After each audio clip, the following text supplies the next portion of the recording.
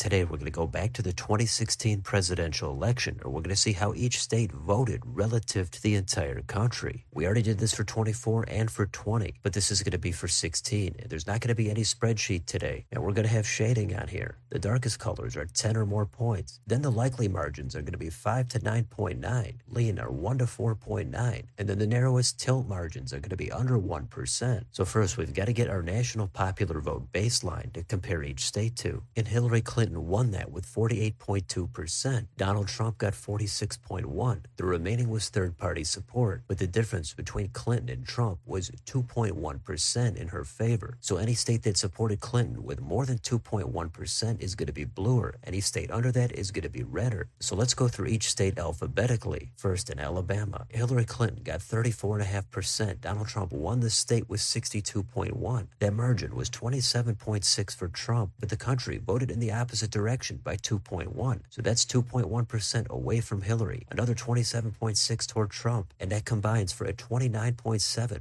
relative percent in Alabama. So clearly this state way redder than the nation. Now let's quickly go through the rest of the states. Alaska was redder by 16.8%, Arizona by 5.6%, and Arkansas by an even 29%. Now we've got some relatively blue states. California by a whopping 28%, Colorado just 10% of that at 2.8%, Connecticut at 11.6%, and Delaware 9.3%. Florida was a competitive state, but it was relatively redder by 3.3%. Georgia doesn't even look competitive back then at 7.3% redder. Hawaii was relatively the bluest out of all the states. It's way up there at 30.4%. Idaho was even more than that in the exact opposite direction at 33.9%. Illinois voted for Clinton 14.5 points more than the entire country. But then we've got some states voting for Trump more. We've got Indiana at 21.2%, Iowa 11.6%, Kansas about double that at 22.6%, Kentucky even more than that at 31.9%, and Louisiana at 21.7%. Maine at large was relatively bluer by 0.8%. The first district was bluer by 12.4%. The second was redder by almost the same amount in the other direction at 12.6%. Maryland was relatively bluer by a big 24.3%. Massachusetts similar at 25.1%. Michigan a little bit redder at 2.4%. Minnesota voted relatively close to the national popular vote, just redder by 0.6%. Mississippi a lot redder at 19.9%. Missouri at 20.6%. Montana 22.5%. And Nebraska at large at 22.7%. In Nebraska's first, it was redder at 23%. In the second, that was claimed by Trump, and it was relatively redder at 4.4%. In the third, that's the reddest place in the country at 56.3%. Now we've got Nevada. It voted for Clinton by just 0.3% more than the country. New Hampshire was redder by 1.8%. New Jersey, not even close to competitive back then. It was 12% bluer. New Mexico, same direction at 6.2%. And New York at 20.5%. Now we're going to go back redder. We've got North Carolina at 5.7%. North Dakota, a huge 37.9%. Ohio, 10.2%. Oklahoma, another huge 38.5%. Oregon went the other way. It's bluer by 8.9%. Pennsylvania, relatively redder at 2.8%. Rhode Island, bluer, 13.4%. Now more red states. It's South Carolina, 16.3%. South Dakota, 31.9%. Tennessee, 28.1%. Texas, 11.1%. And Utah, 20.1%. Vermont voted significantly bluer at 23.8%. Virginia, mildly bluer at 3.2%. Washington is between the two at 13.6%. West Virginia had the biggest red shift out of every state. It was way up there at 44.2%. Wisconsin, the last Rust Belt state, that was relatively redder at 2.8%. And Wyoming, that was the reddest out of all the states. And the number there was a massive 48.4%. And then we've got Washington, D.C., the relatively bluest place in the country at a colossal 84.7%. So that's it. Those are all of the states. And the map is pretty similar to the actual 2016 map, with the exceptions of Minnesota and New Hampshire. Those are going red this time. But back then, Colorado was not overwhelmingly blue. Florida was considered a toss-up. And Georgia does not look like the major battleground it is today. Other than that, this is pretty much the election that redrew the political map. The Rust Belt is the new battleground. And those states narrowly going red with a big shock. Third-party vote might have been a factor in this election, but this ushered in the new era of political polarization. Since then, some of these states have gotten a little bluer, some have gotten redder. Some are no longer considered purple states like Florida. Some of them are like Arizona and Nevada. And who knows what the future holds for other states like Oregon, Kansas, or New Jersey. But that's it for this 2016 relative presidential map. So let me know in the comments, what stands out to you the most on here? Are you surprised by Colorado and Virginia being light blue? How about Nebraska's second going red? What about Texas? What about North Carolina? Let me know what you think down below. On your way out, don't forget to like, share, and subscribe. Join if you'd like to support the channel. Thanks for watching. I'll see you next time.